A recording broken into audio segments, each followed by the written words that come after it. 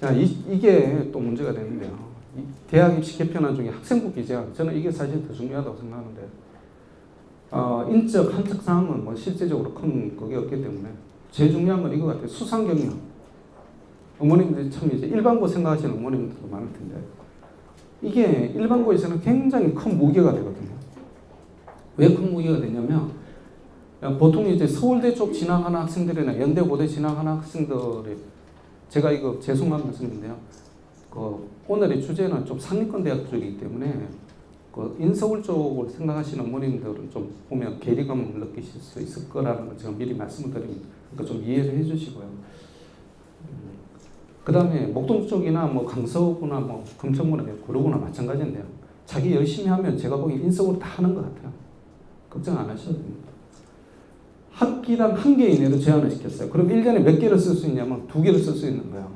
근데 학생부 종합 마감은 보통 8월에 끝나기 때문에 5개 할게요. 그럼 5개 쓸 수 있는 거예요.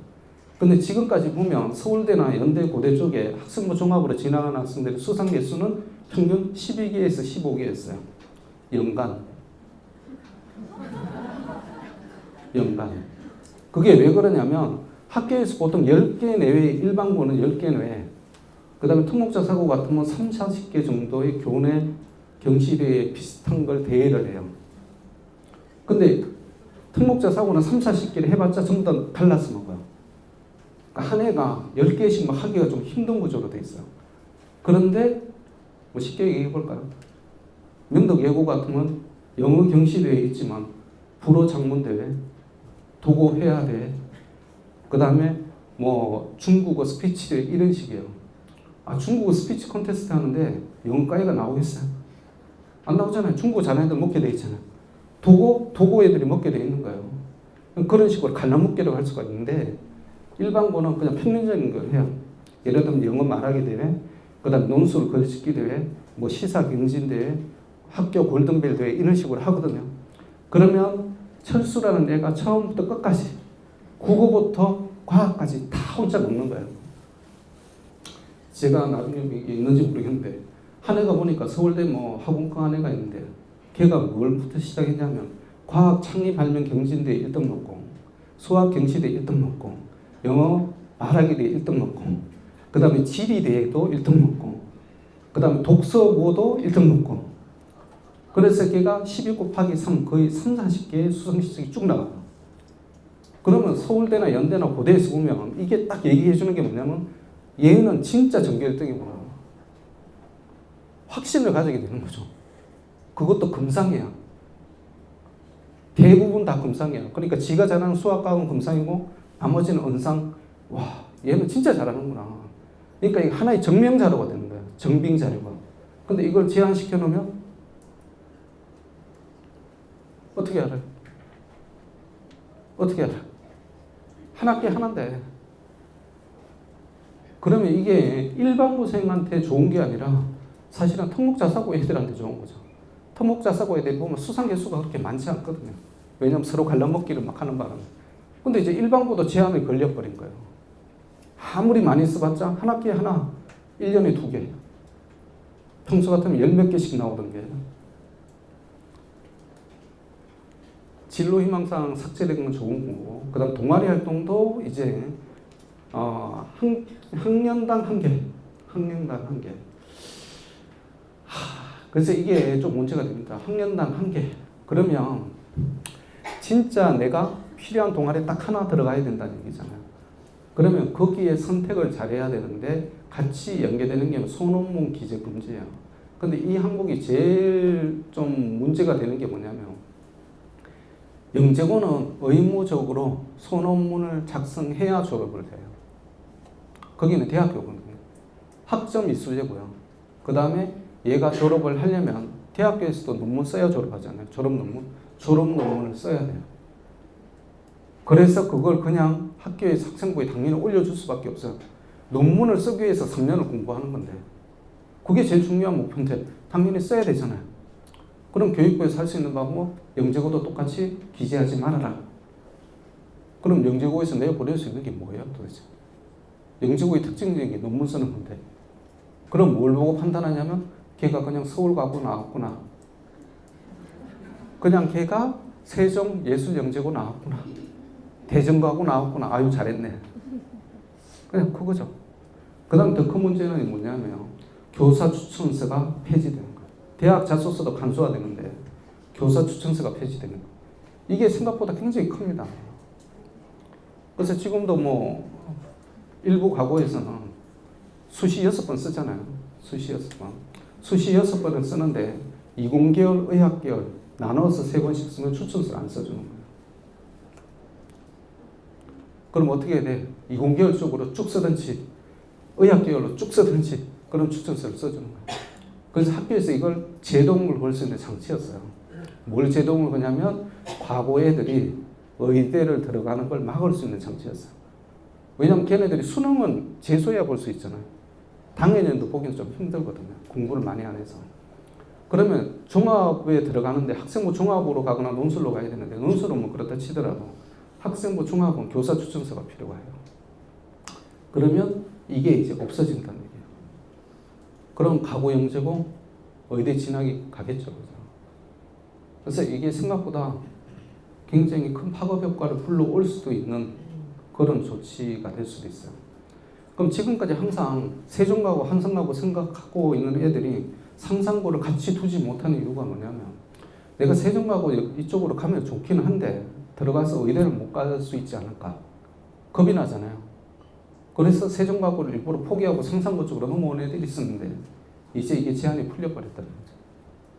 그럼 진짜 영재고 시험 보고 그 다음에 세종가고 시험 보고 그리고 상상고 시험 보고 그래도 안 되면 강서고를 쓰든지 신고를 쓰든지 그렇게 쓰는 거고 진짜 4번을 쓸 수 있는 거예요. 20계열 학생들은. 예전에는 의대 쪽이 하나가 좀 없었는데 2개가 없을 수도 있었어요. 영재고 가고 자체를 포기하는 애들이 있었는데 이제는 포기 안 할 거다라는 거죠. 그러면 상상고 가는 게 생각보다 더 험난한 경쟁이 될 수 있다. 왜냐하면 처음부터 베이스를 예전에 상상고 딱 깔아버렸으면 수학과학을 그렇게까지 뭐 예를 들면 올림피아드까지 그렇게 안 해도 되는데 이제는 전부 영재고부터 다 시험 뛰어드는 거예요.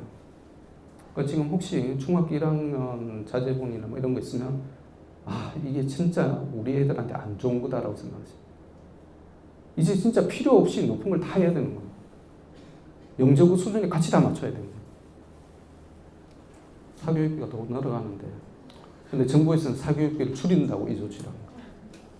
굉장히 좀 독서활동이 계속 중요해질 것 같고요. 행동 특성도 기재 분량이 500조 줄었어요.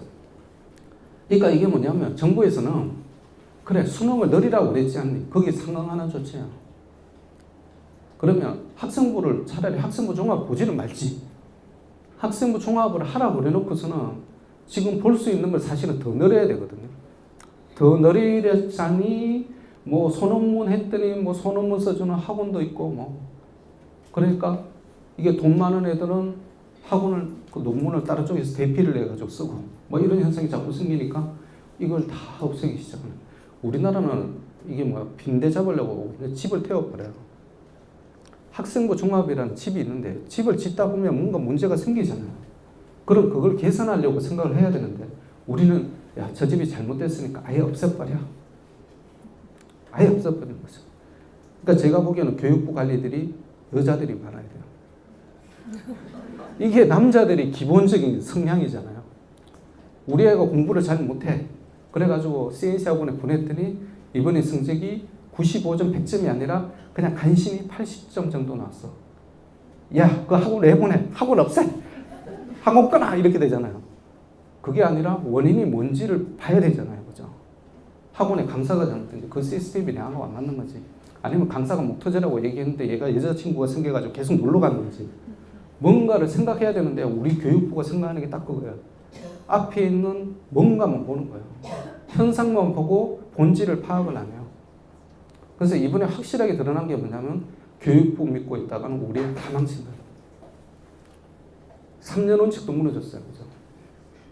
그 다음에 작년까지만 해도 그 교육부에서 뭐라고 계속 대학 당국에다 대고 얘기를 했냐면 학종만이 살 길이고 수능은 늘리지 않을 거고 수능은 점차적으로 절대평가가 시킬 거고 고등학교도 고교 학점제 시행할 거고 이런 식으로 얘기를 했어요.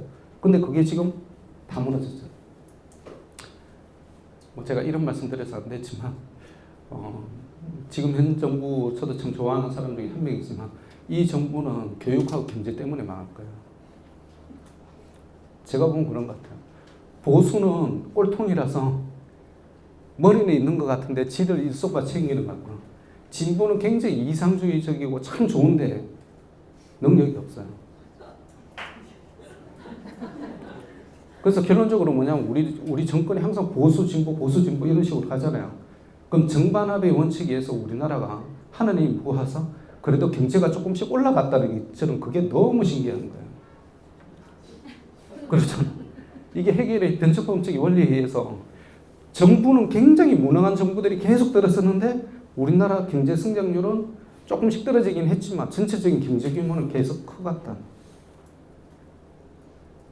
제가 교회를 다니지만 하느님의 승리이지 않고는 도저히 이렇게 될 수가 없다. 아니 어떻게 이렇게 되지? 무능한 정책 지도자에다가 그 다음에 그 정책 지도자에 대해서 어떻게 하면 아부에서 잘 살 수 있을까 생각하는 관료들하고 그 다음에 우리 쪽은 거기에 상관없이 그냥 제 일만 그냥 묵묵히 하는 거고, 그러면 지금 뭐 경제 소득 성장의 주도는 뭐 이런 왔다 갔다 하잖아요. 뭐 말이 필요하겠어요. 우리나라 경제 구조가 재벌 구조로 짜여져 있는데, 우리나라 경제 구조가 재벌 구조로 짜여져 있잖아요.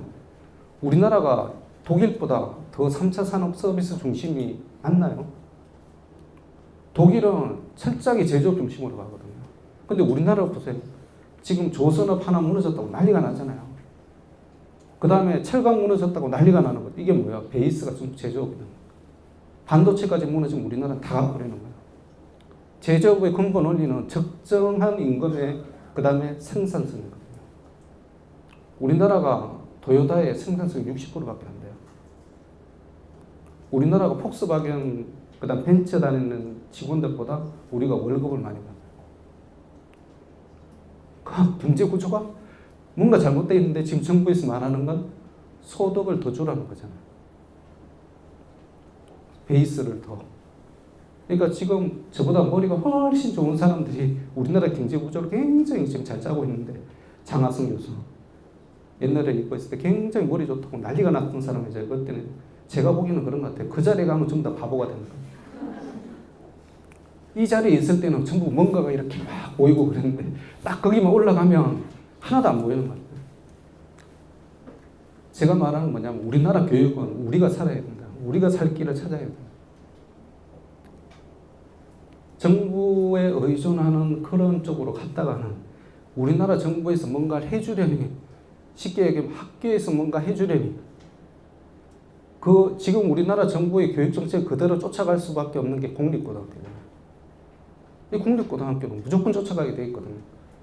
교장이 교육부가 무슨 정책을 냈는데 거기에 반하게 그냥 갔다가는 바로 인사조치라고 하는 거죠. 사립은 거기에 대해 자율성이 있는 거죠. 그 중에서 전국 선발하는 애들이 자립성이 더 강한 거예요. 그래서 전국권 자사고가 학습 운영에 있어서 외유를 받고 있어요. 그래서 얘네들이 플렉시블하기 때문에 효율성이 더 뛰어난 거예요.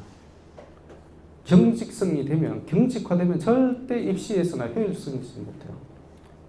저는 이걸 우리 부모님들도 좀 생각을 하셔야 될 것 같아요. 강성일변도 야 공부해 라고 해봤자 애들 공부 안 하는 거고요.